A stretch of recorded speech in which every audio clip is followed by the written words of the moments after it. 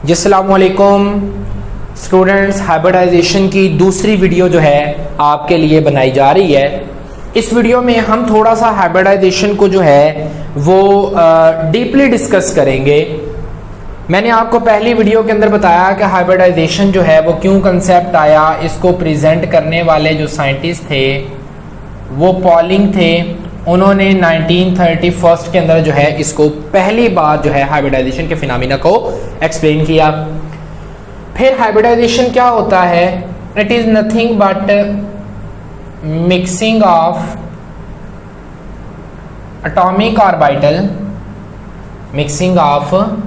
atomic orbital of different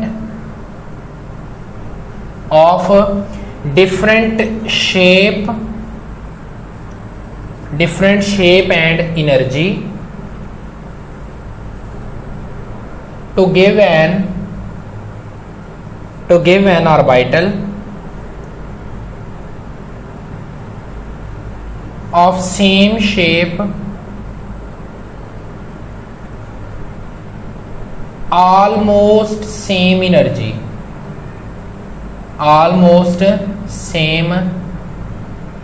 energy, उसकी क्या होनी चाहिए कि तकरीबन उसकी जो शेप है वो भी सेम होती है और उसकी एनर्जी भी क्या होती है? सेम होती है। अच्छा, एक बात आज थोड़ी सी एडवांस लेवल पे देख लें कि जो हाइब्रिड ऑर्बिटल होते हैं, हाइब्रिड ऑर्बिटल्स जो होते हैं ये क्या कौन सा बॉन्ड बनाते हैं? एक्चुअली ये बनाते हैं आपके पास सिग्मा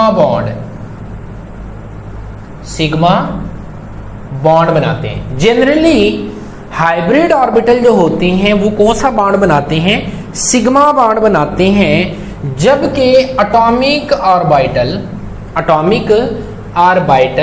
वो सिग्मा बॉन्ड भी बनाते हैं as well as pi bond भी बनाते हैं। वो सिग्मा बॉन्ड तो बनाते ही हैं लेकिन उसके साथ कौन सा बॉन्ड बनाते हैं? पाई बॉन्ड भी बनाते हैं। तो ये तो बेसिक जो था इंट्रोडक्शन है। आज हमारा ये टॉपिक नहीं है। आज हमने एडवांस लेवल पे थोड़ा सा पढ़ना है। ये बेसिक चीजें नहीं आज हमारा टॉपिक। आज हमने एडवांस थोड़ा सा पढ़ना है कि हाइब्रिडाइजेशन की एक्चुअली जो है वो टाइप्स वगैरह क्या हैं, उसकी क्लासिफिकेशन जो एडवांस लेवल के ऊपर हाइब्रिडाइजेशन है वो थोड़ी सी देखनी है हमने। तो बढ़ते हैं हम अपने टॉपिक की तरफ। हाइब्रिडाइजेशन में आज हमने sp3 पढ़ी थी, sp2 पढ़ी थी, sp पढ़ी हुई है आज। लेकिन जो हम हाइब्रिडाइजेशन पढ़ेंगे उसमें जो हमारा पहली हाइब्रिडाइजेशन है वो है dsp3 हाइब्रिडाइजेशन। कौन सी हाइब्रिडाइजेशन है? dsp3। अब तो नाम देखते ही आपको पहचान जाना चाहिए कि इसके अंदर कौन कौन से एटॉमिक ऑर्बिटल इन्वॉल्व हैं। मैं ऐसा कह सकता हूं कि इसके अंदर एक d ऑर्बिटल, एक s ऑर्बिटल और 3 p के ऑर्बिटल इन्वॉल्व हैं। एक d का ऑर्बिटल, एक जो है वो s का ऑर्बिटल और 3 ऑर्बिटल किसके इन्वॉल्व हैं? p के इन्वॉल्व हैं। यहां तक बात समझ आ गई है? चलिए, अगर मैं बात करता हूं जी इसकी एग्जाम्पल की, तो एग्जाम्पल में आप याद रखें कि इसकी एग्जाम्पल जो है वो PCl5 है।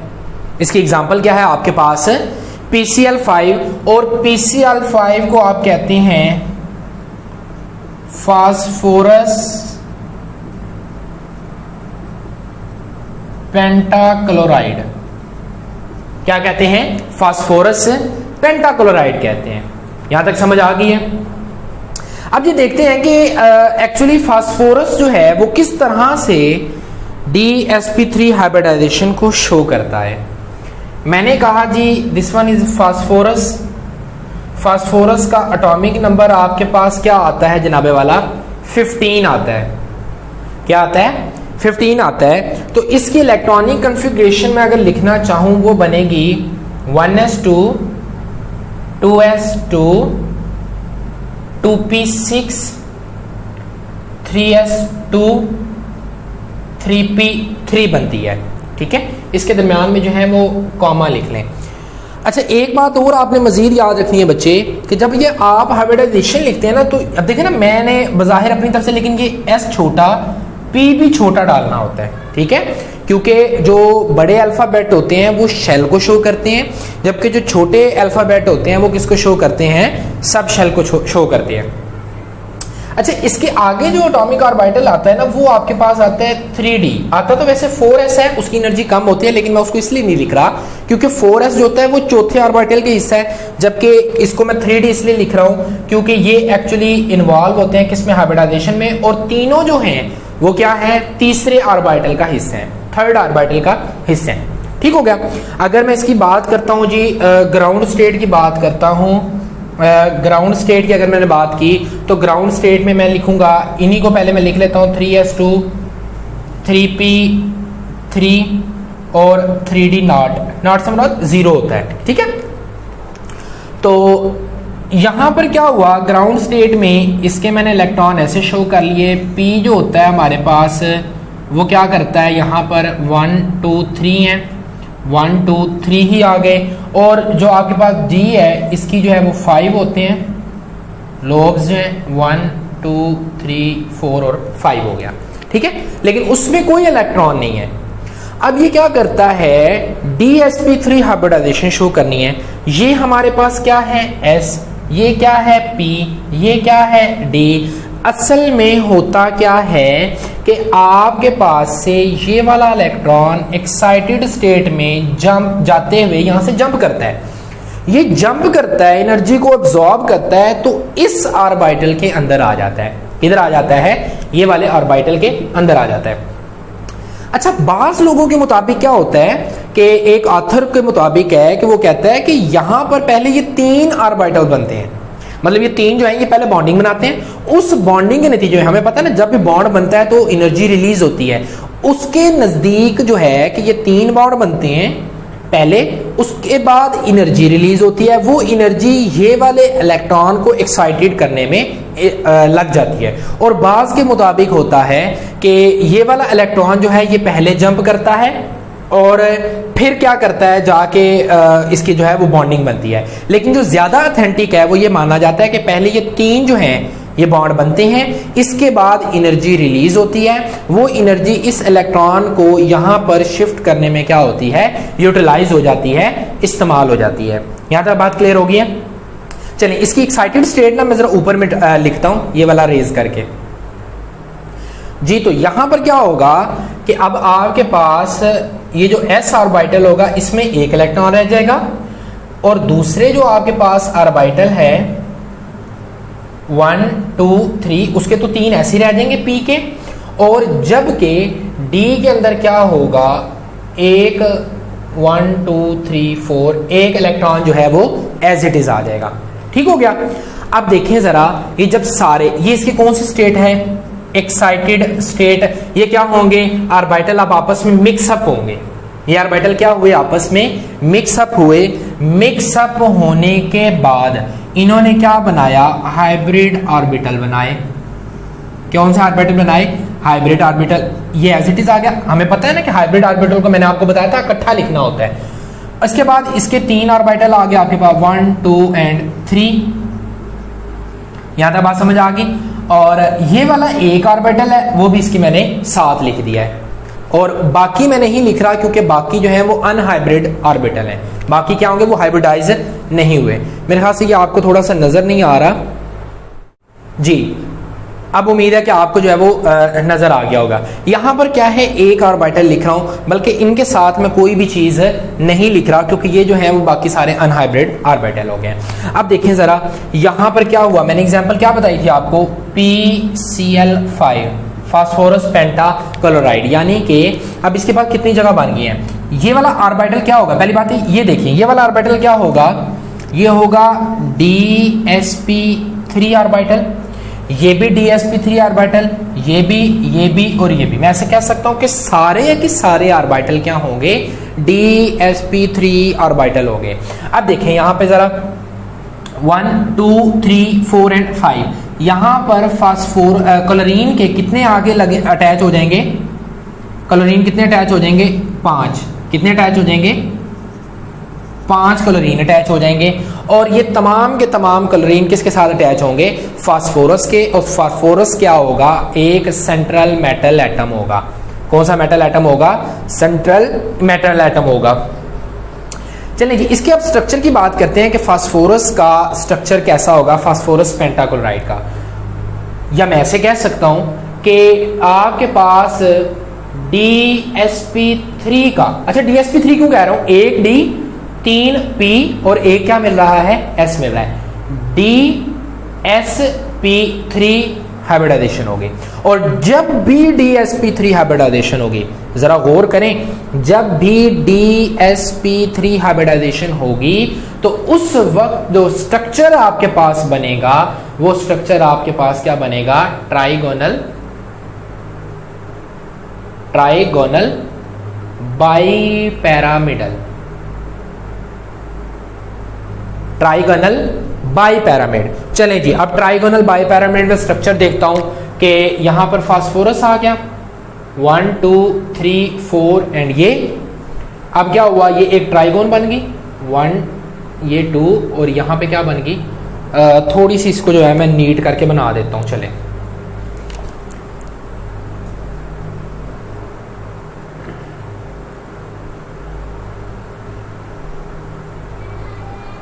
ये क्या हुआ?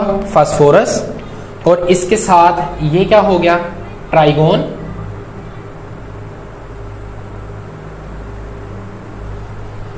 यहां पर क्या लगा हुआ है? Chlorine, chlorine, chlorine, chlorine and chlorine. ठीक हो गया। अब देखिएगा थोड़ी सी आपने गौर करनी है।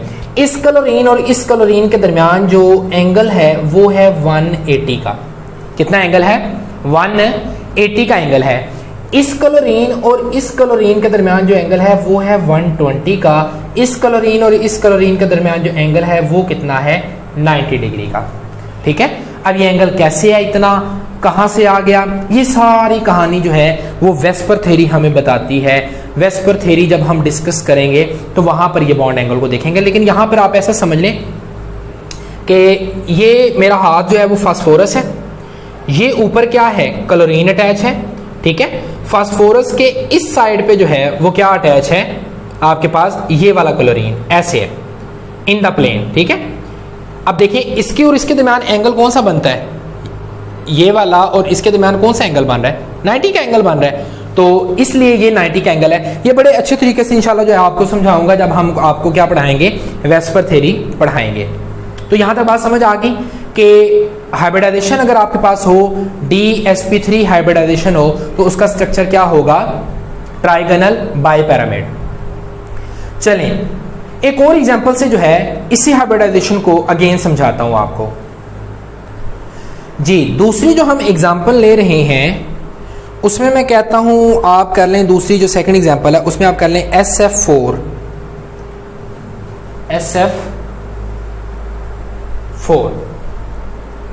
Sulphur tetrafluoride. क्या है इसका नाम? Sulphur tetrafluoride. अगर मैं इलेक्ट्रॉनिक कन्फिग्रेशन देखता हूं जी, सल्फर की एटॉमिक नंबर 16, ये बनता है 1s2 2s2 2p6 3s2 3p4 और इसके बाद 3d आप कर लें। उसकी एनर्जी जो होती है वो थोड़ी कम तो होती है, लेकिन अब क्योंकि ये वाला जो ऑर्बिटल है ये सारे के सारे सब एटॉमिक ऑर्बिटल हैं, सब ऑर्बिटल हैं, ये सब शेल हैं। किसके? तीसरे शेल के सब शेल हैं। ठीक हो गया यहां तक बात। अब क्या करते हैं, इसकी मैं पहले ग्राउंड स्टेट में अगर मैं इनको देखता हूं जी, सिर्फ लास्ट वाले शेल को, ग्राउंड स्टेट में लास्ट वाले शेल तो एज इट इज रहेंगे 2s2 3p4 and 3d not, यानी कि वो वाला जो शेल है वो क्या, सब शेल है वो क्या है? खाली है। ग्राउंड स्टेट में ये कुछ इस तरह होंगे, पेयर ऑफ इलेक्ट्रॉन 1 2 एंड 1 ये पेयर हो जाएगा और ये वाला, और जो d के ऑर्बिटल्स हैं वो क्या होंगे? सारे खाली होंगे। ठीक हो गया। अब क्या हुआ कि इलेक्ट्रॉन्स ने एक्साइटेड होना है। ये ग्राउंड स्टेट थी। एक्साइटेड स्टेट कैसे आएगी? एक्साइटेड स्टेट में याद रखिएगा जो इलेक्ट्रॉन है आपका वो यहां से इधर जंप करेगा। इधर से कहां पे जंप करेगा? एम्प्टी जो आपका शेल है, ऑर्बिटल है, उधर उसने जंप करना है। क्यों? अमूमन जो है ये देखो ना, ये आपका है 3s, ये है 3p, ये है 3d। इनकी जो एनर्जी है वो क्लोजली रिलेटेड है, इसकी और इसकी एनर्जी इतनी क्लोजली रिलेटेड नहीं है। तो इस वजह से ये वाला इलेक्ट्रॉन जंप करके किधर आ जाता है? 3d ऑर्बिटल में। एक्साइटेड स्टेट आ गई। एक्साइटेड स्टेट है तो फिर ये वाला तो एज इट इज रह जाएगा, और जो p ऑर्बिटल है इसमें सब में क्या हो जाएगा? Single single electron. जो d ऑर्बिटल है, बाकी नहीं मैं इसके बना रहा, बाकी भी होंगे तो 1 शो कर रहा हूं। ठीक हो गया? यहां तक बात समझ आ गई। अब देखें कितने a कैसे इन्वॉल्व है? 3 p के इन्वॉल्व है, और किसके इन्वॉल्व है? एक d का। तो ये वाली हाइब्रिडाइजेशन, इसकी भी हाइब्रिडाइजेशन मैं क्या कह सकता हूं? ये बन गई sp3d। ठीक है, sp3d या dsp3। अच्छा, एक बात और याद है, ये भी इंशाल्लाह फ्यूचर में पढ़ेंगे कि sp3d या dsp3 दोनों में क्या फर्क है। Hybridization is the same, hybridization same है, लेकिन फर्क आता है कहां पर? इनर होगी या आउटर होगी, वो एक अलग टॉपिक है। इंशाल्लाह वो भी हम आपको ट्रांजिशन मेटल कॉम्प्लेक्स में पढ़ाएंगे। अभी यहाँ पे सिर्फ इतना याद रखें कि ये दोनों अलग अलग हाइब्रिडाइजेशन होती है, that is depend upon the ligand. ये लिगेंड के ऊपर डिपेंड करती है, वो एक अलग टॉपिक है। यहाँ तक बात समझ आ गई। तो अब हाइब्रिडाइजेशन क्या हुई? dsp3 कह लें या sp3d कह लें। तो एटॉमिक ऑर्बिटल जो थे ये हाइब्रिडाइज हुए। 1 ये तो पेयर ऑफ इलेक्ट्रॉन,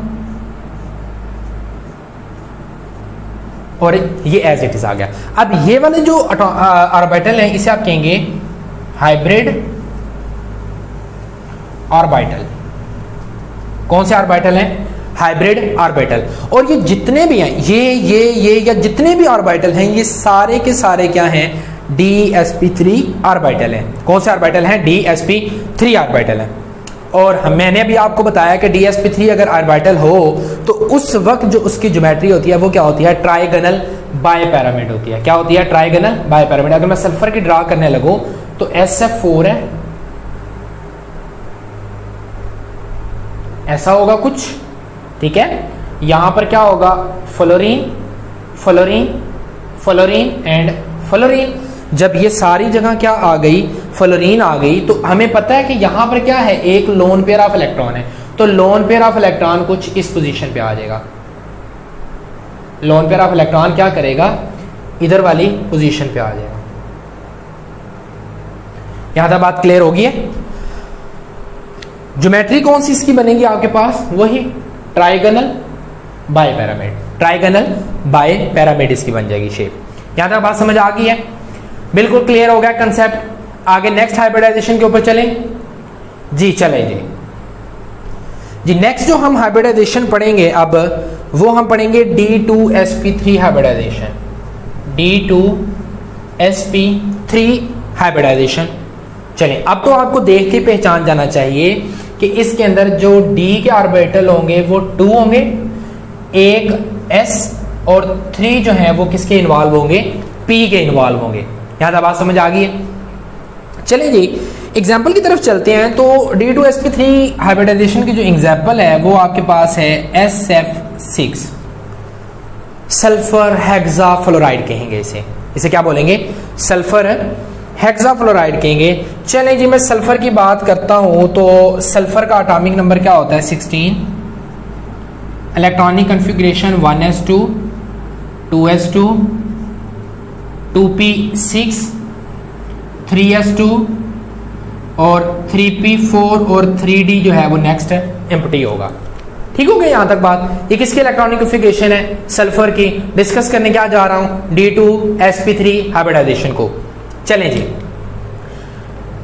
इन्वॉल्व कौन से इलेक्ट्रॉन्स होंगे? ये वाले ऑर्बिटल जो हैं, सॉरी इलेक्ट्रॉन कह रहा हूं, ये वाले ऑर्बिटल जो होंगे वो इन्वॉल्व होंगे किस में? हाइब्रिडाइजेशन में। ठीक हो गया? चलें जी, अगर मैं उनको लिखता हूं उनकी ग्राउंड स्टेट में ही, अगर मैं उन्हें लिखता हूं तो S को जो है 3s को पेयर अप है, 4 जो S है आपके पास वो क्या है? एक उसमें पेयर होगा और बाकी सिंगल सिंगल होंगे, और जो नेक्स्ट जो होगा आपके पास 3d वो क्या होगा? एम्प्टी होगा, उसमें कोई भी जो है इलेक्ट्रॉन नहीं होगा। ये S है, ये क्या है आपके पास p और ये क्या है आपके पास d ऑर्बिटल है। मैंने आपको कहा है कि D2sp3 hybridisation, D2sp3 hybridisation structure क्या है SF6, यानी कि ऑर्बिटल के अंदर 6 जगह पर इलेक्ट्रॉन जो होंगे वो अनपेयर होंगे। यहां पर देखें 2 जगह पे इलेक्ट्रॉन अनपेयर है, ठीक है।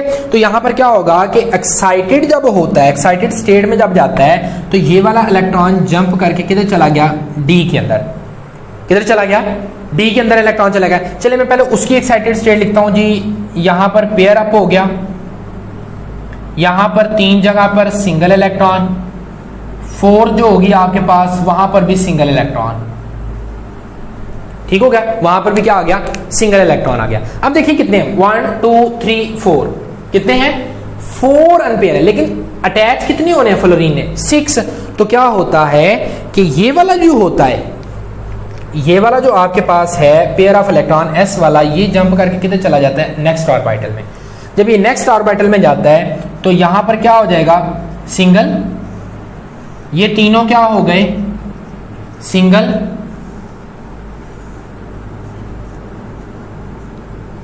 यहां पर क्या हो गया, सिंगल सिंगल इलेक्ट्रॉन। अब जरा इलेक्ट्रॉन गिने, 1 2 3 4 5 6। अब यहां पर क्या है, 6 इलेक्ट्रॉन है और 6 के 6 क्या हैं, अनपेयर्ड ऑफ इलेक्ट्रॉन है, अनपेयर ऑफ इलेक्ट्रॉन है। अच्छा देखें, ये आपने क्या करना है, हाइब्रिड एक्साइटेड स्टेट आपने साइमल्टेनियसली इकट्ठी बना देनी है, बिल्कुल ऐसा नहीं कि जैसे मैंने पहले स्टेप में बनाई, फिर ये तो मैंने आपको समझाने के लिए बताई ना कि SF6 है तो 6 मैंने अनपेयर्ड करने हैं। आपने एक ही स्टेप के अंदर जो है वो प्रमोट कर देना है इलेक्ट्रॉन्स को। यहां तक बात समझ आ गई है। अब जब हम इन्हें इकट्ठा लिखेंगे, कंबाइन लिखेंगे, तो अनहाइब्रिड ऑर्बिटल जो है वो अलग रहेंगे ये वाले, और बाकी जो है कंबाइन हम लिख देंगे। ये सारे के सारे हमारे पास क्या हैं, हाइब्रिड ऑर्बिटल हैं, और इन सब ऑर्बिटल की सेम शेप है, तकरीबन बराबर एनर्जी है, तो इसको हम कहेंगे D2sp3 ऑर्बिटल है। इक्वल लेंथ है, इक्वल शेप है, सब कुछ जो है इनका यकसा है, तो इन सब ऑर्बिटल को क्या कहेंगे, D2sp3 ऑर्बिटल। D2sp3 क्यों कह रहे हैं आप समझ गए होंगे, मुझे बताने की मेरे ख्याल से जरूरत नहीं है, लेकिन फिर भी मैं बता देता हूं कि यहां पर क्या एक S इन्वॉल्व है, P3 इन्वॉल्व है, D कितने इन्वॉल्व है, 2। D कितने इन्वॉल्व है, 2। तो इसलिए D2S1P3, तो टोटल हाइब्रिडाइजेशन इसकी क्या बन जाएगी, D2sp3 हाइब्रिडाइजेशन बन जाएगी। यहां तक बात समझ आ गई जी। अब जी इसका स्ट्रक्चर कैसा होगा, इसकी ज्योमेट्री कैसी हो जाएगी। ज्योमेट्री की अगर मैं बात करता हूं तो SF6, इसकी जो आपके पास ज्योमेट्री होगी, ऊपर नजर नहीं आ रहा है, यहां पे देखता हूं, इसकी जो ज्योमेट्री होगी वो आपके पास क्या होगी, ऑक्टाहेड्रल होगी। ज्योमेट्री क्या होगी इसकी, ऑक्टाहेड्रल इसकी ज्योमेट्री होगी।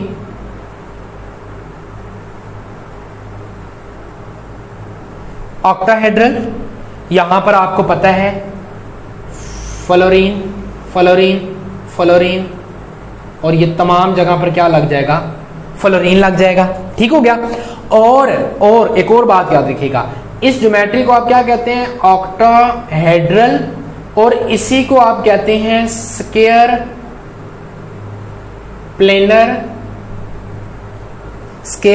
Planar by pyramidal.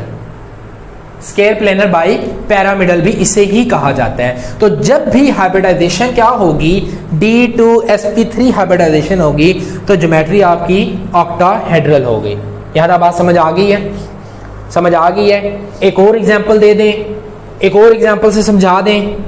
चलें जी, एक और एग्जांपल से समझाते हैं जी। नेक्स्ट जो हम एग्जांपल को डिस्कस करने जा रहे हैं वो है ज़ीनॉन टेट्राफ्लोराइड।